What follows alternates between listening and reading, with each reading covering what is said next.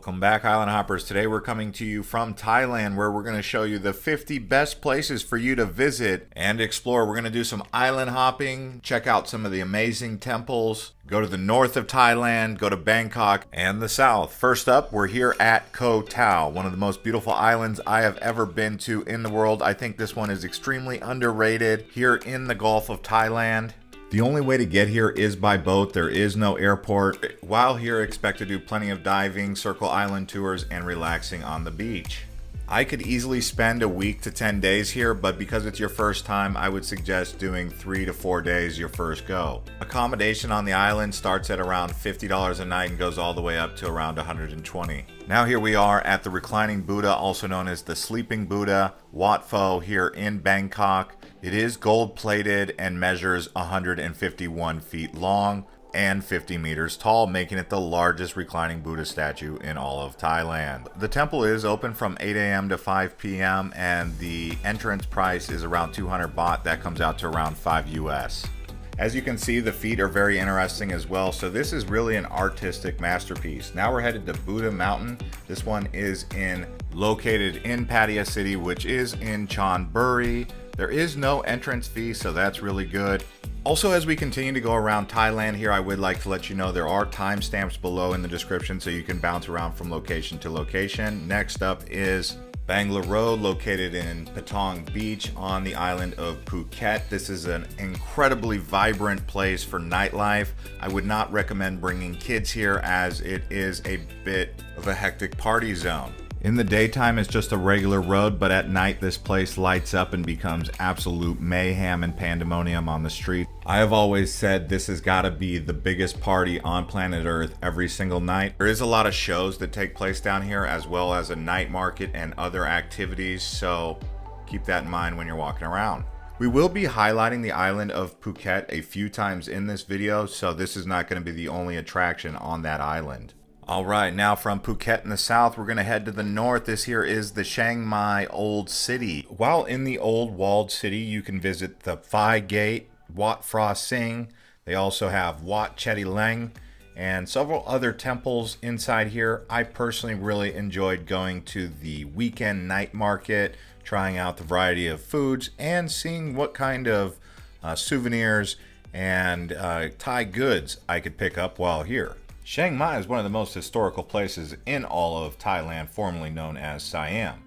Now we're going to go up north a bit to the White Temple. This here is in Chiang Rai, an old Buddhist temple. The main reason this is so popular is because of that beautiful color white that it has. It uses mirrors in its design, and people like to take pictures here because it's so exotic and unique. You're not going to see many temples like this anywhere in the world.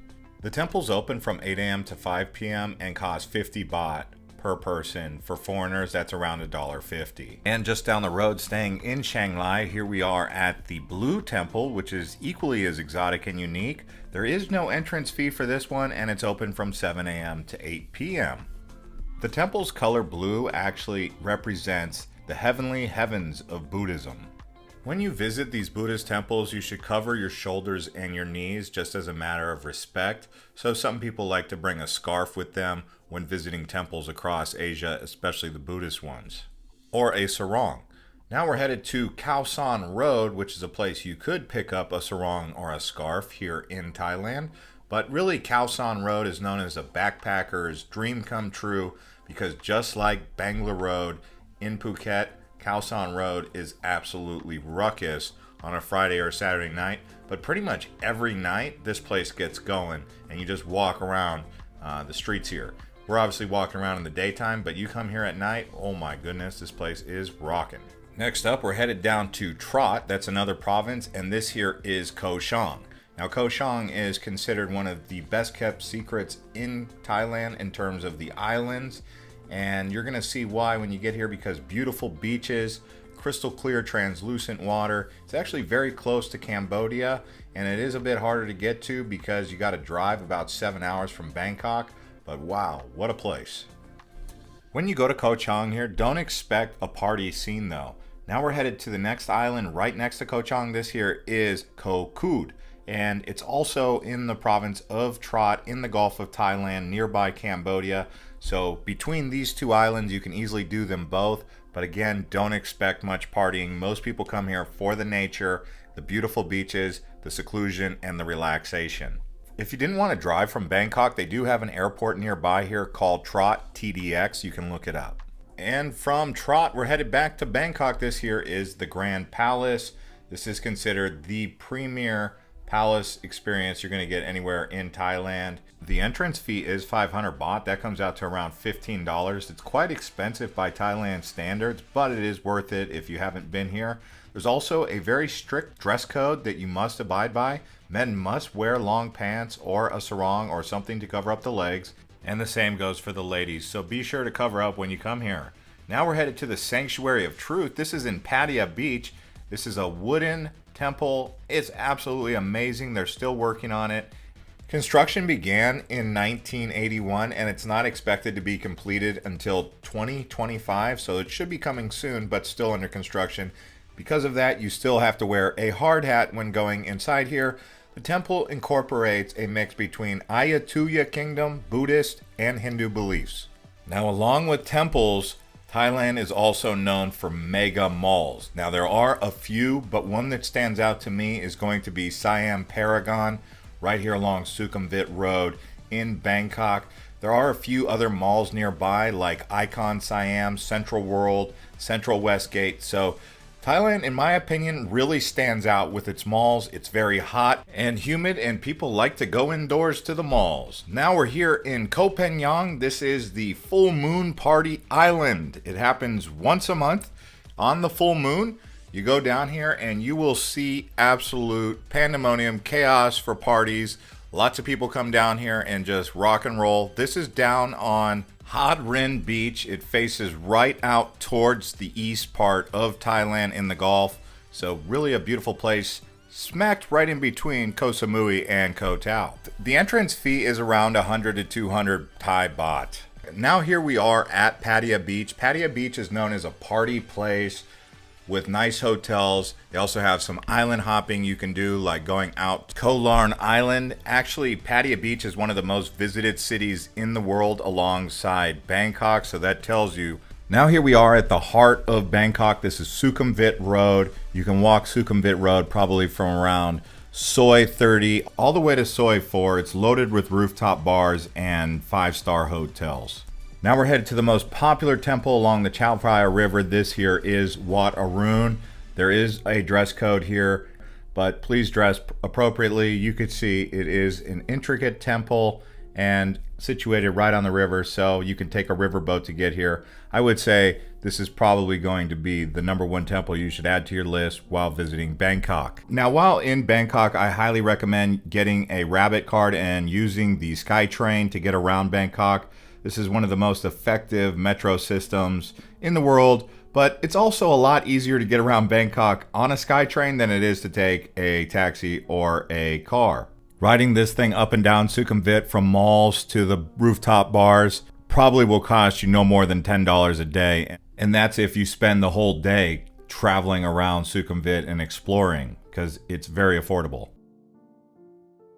Now let's talk about night markets. This here is the Chiang Mai night market. It's one of the most popular night markets you'll find around Thailand, but they also have them in Koh Samui, in places like Fisherman's Village. They have them in Phuket and Old Town. So night markets all across Thailand, something you should do. Just look them up wherever city you're in. This one here, Chiang Mai night market, really amazing one. It's a great way to get in touch with the culture, but also trying exotic street foods. That's one of my favorite parts of this. Of course, buying some souvenirs is cool too. Now we're headed over to the ancient city of Ayutthaya. This is about an hour and a half to 2 hours north of Bangkok. This is one of the old capitals of Siam, but it was the Ayutthaya Empire. There was a few different empires that you may want to learn about in Thailand, including the Sukhothai Empire. So just going here and walking around, it's like Thailand, Siam Reap, or Angkor Wat. It's open Wednesday to Sunday from 9 a.m. to 4 p.m. and it's free. All right, now what we're gonna do is show you around a floating market. This one here is Damwon Sadak. There are several different floating markets across Thailand. Pattaya has one. There's like 3 or 4 big ones around Bangkok. Even if you go north a bit, you're gonna come across some floating markets. It's a place where you go around in a boat and you buy things, everything from food to souvenirs or art, collectibles. All of that can be done right here on a floating boat in a market. There is typically an entrance fee for one of these floating markets, and you're basically paying for the boat. Speaking of boats, we're gonna head down to Koh Samui. This here is just north of Phuket. It's a man-made reservoir in these limestone cliffs and canyons. It is a lake. Remember that it's inland on the peninsula, and there's lots to see and do here. It's very scenic. When you're flying into Phuket, if you look out the window, you'll see it. But this here area is known as Koh Samui National Park. Do not expect any party activity here. It is a nature lover's paradise. Now here we are headed out to the Gulf of Thailand. Again, this is Koh Samui, which is one of the most popular tourist destinations. You have Koh Phangan, Koh Tao, Koh Samui, all side by side, and you have to get there by ferry. Although Koh Samui actually has an airport that you can arrive at, but some of the most famous places here are going to be Cha Wang Beach, Grandmother and Grandfather Rock, and La Mai Beach. Now here we are at Koh Lipe. This is the furthest south tourist destination on the list, right next to Malaysia, nearby Langkawi. You can easily get a ferry boat to go to Langkawi, which is Malaysia's best island, I would say. And here you're gonna find unique rock formations, beautiful laid-back resorts and beaches. So Koh Lipe is seasonal though. During rain season, it's closed mostly. Rain season in Thailand begins around June and extends all the way until November, December. I would say plan for 3 days in Koh Lipe, but it's definitely not a party island, and I say that because some of you are here for the parties, I know. Also, if you guys are enjoying this video so far, please consider giving it a like and subscribing to this channel as we continue to show you around Thailand. Let's keep going. This here is the Similan Islands. It is a protected marine sanctuary just off the coast of Phuket, or really Phra Nagar. So right here in the Andaman Sea, off to the west of Thailand. Really a beautiful place. You can see the water is pristine, and it takes about 2 hours to get here by boat. If you love diving, this one along with Koh Tao are probably the two best places for you to go and do some of that diving stuff. Now here we are in Khao Yai. This is probably the best national park in all of Thailand if you love hiking, biking trails, waterfalls, and viewing wildlife, because you're gonna see everything from big cats to elephants. Safaris are popular here. So this place, probably the best national park. For those of you really looking to see some wildlife, monkeys, birds, you name it, that's right here at Khao Yai. Now we're here at Phi Phi Island Viewpoint. This is a popular scenic viewpoint that you'll see in magazines and pictures, and it's right there on the big island of Koh Phi Phi Islands. This is Koh Phi Phi Don. You can get hotels and bungalows right there on the beach. Lots of seclusion out here in the Andaman Sea. Really a cool place to be. Now we're headed to Maya Bay, where they filmed the movie The Beach. This is probably the most popular beach in all of Thailand, known around the world. It's become increasingly more difficult to get here as over-tourism has really affected this place. They don't even let you drive boat inside of Maya Bay anymore because they're trying to restore the reef. So you will need a tour to get out here. You can either get a private boat tour, which will cost you around 1,500 Thai baht to go out of Koh Phi Phi Don, Tonsai Beach area, or you can go on a group tour, which will be around 1,000 baht. Here we are now on the island of Phuket. This is the Big Buddha. If you go up here, you will see it is still under construction, but for the most part, it is done. Underneath the Buddha is an area where you can talk with monks. It's also probably got some of the best views of Phuket. Now here we are at Erawan National Park, known for waterfalls and nature. There are 7 tiers to this waterfall. It's about 3.5 hours away from Bangkok, nearby Myanmar's border. Now here we are at a cabaret show. This is a very unique activity for people. It might not be for everybody, but they have these cabaret shows in Pattaya, Bangkok, also in Phuket. This one here is called Simon Cabaret. The ticket price is around 22 US. Now here we are at the train market nearby Bangkok.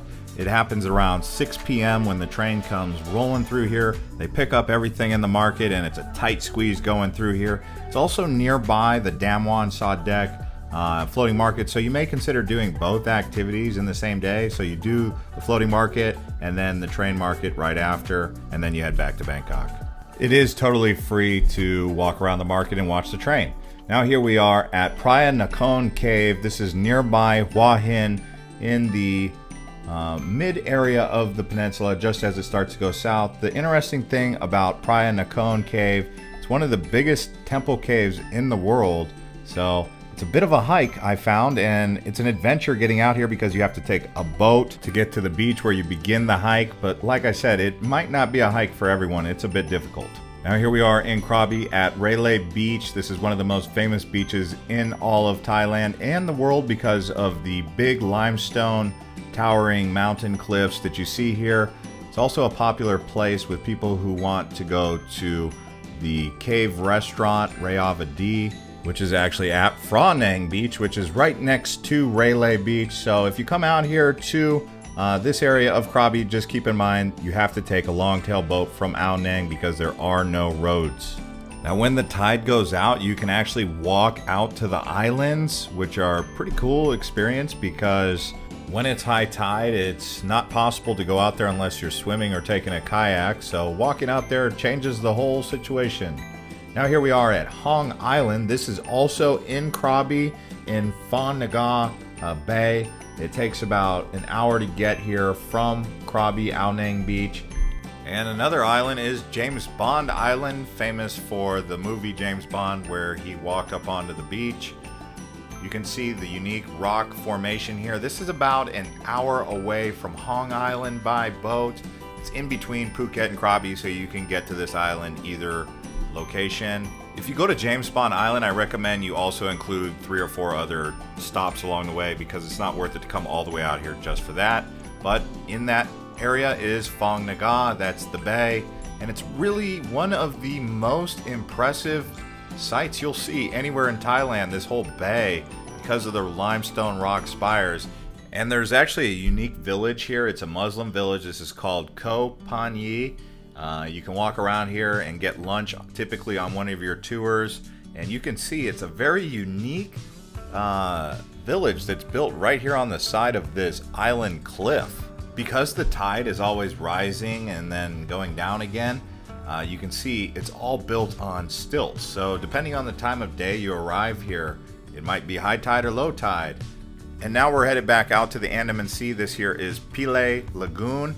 It's one of the more scenic areas around the PP Islands, I would say. I actually prefer this lagoon over even Maya Bay because you can actually swim here. I would suggest going here in the morning time around 10 or 11 before all the boat traffic does arrive, because these places have really become popular with tourists. For this tour, I would recommend getting a longtail boat and going in there. It's a bit better. Then you have Old Phuket, which is actually an old Chinese and Portuguese village right here on the island of Phuket, facing towards the Andaman Sea. You can get a hotel here and hang out for a couple days, but what I would suggest is just coming down here for one of the night markets.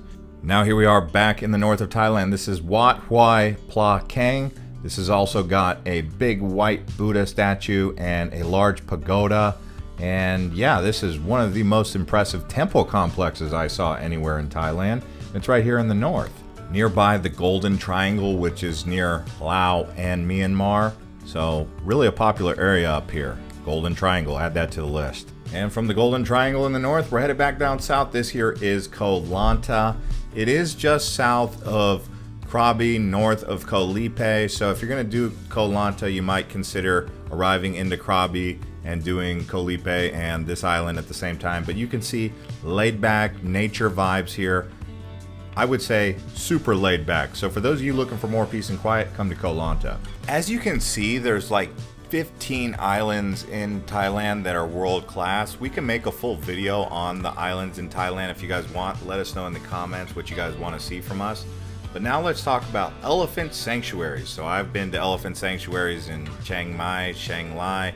I've been to elephant sanctuaries in Pattaya Beach, around Phuket, of course, Krabi.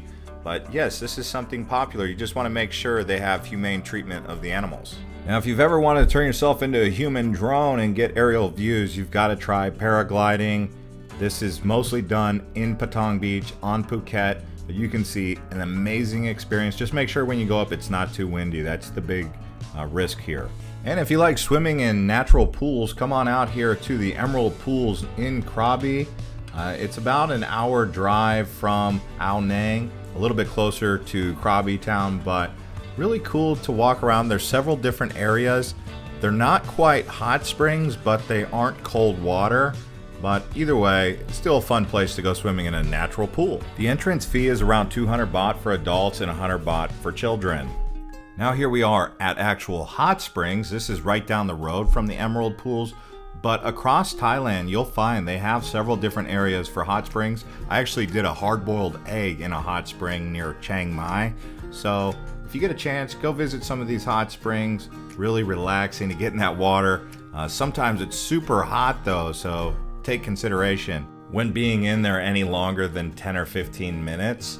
Also, make sure you drink a lot of water before going in one of those. Now let's talk about rooftop bars, rooftop pools. In Bangkok, this is probably the best place you'll go, although in Phuket they do have rooftop bars. But here at the Hyatt Regency, you have the Marriott has one. But if you go online, do a Google search, there's at least 25 different rooftop bars you'll want to explore in Bangkok. I recommend the open air rooftop bars. Now you have the train over River Kwai. It also has a unique nickname I'm not going to say here, but it's a dangerous train ride, they say. But yeah, train over River Kwai. People take pictures and like to do this for a lot of different reasons, but this is in the northwestern part of Thailand nearby Myanmar.